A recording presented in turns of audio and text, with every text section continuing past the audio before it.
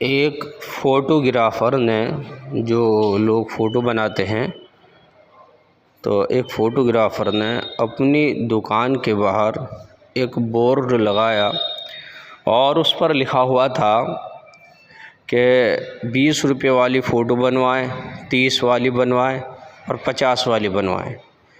20 روپے میں آپ وہ فوٹو بنوا سکتے ہیں جیسے کہ آپ خود جیسے ہیں، جس طرح آپ دکھتے ہیں ایسی ہی فوٹو بن جائے گی، اور 30 روپے میں آپ اپنی سوچ کے مطابق فوٹو بنوا سکتے ہیں۔ اور اگر آپ 50 والی فوٹو بنوانا چاہتے ہیں تو 50 والی فوٹو بنوا سکتے ہیں۔ وہ اس طرح کی ہوگی کہ جس طرح آپ لوگوں کو دکھنا چاہتے ہیں، اس طرح کی فوٹو بنوا سکتے ہیں۔ 3 کوالٹی تھیں، اس کا کام چلتا رہا۔ ایک کافی لمبی مدت کے بعد اس نے بتایا کہ میں نے اپنے کام میں دیکھا کہ لوگ اکثر 50 روپے والی فوٹو بنوایا کرتے تھے۔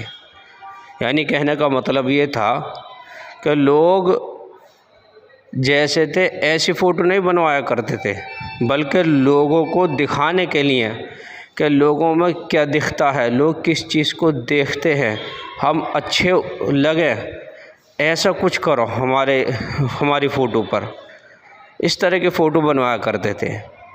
مطلب یہ تھا کہنے کا کہ لوگ اپنی زندگی کا اکثر حصہ دوسروں کو دکھانے میں گزار دیتے ہیں، اور 20 روپے والی فوٹو نہیں بنواتے، یعنی جس طرح وہ ہیں اور جیسے ہیں، اوپر والے نے جیسا بھی بنایا اچھے ہیں، اسی طرح کی زندگی نہیں گزارتے۔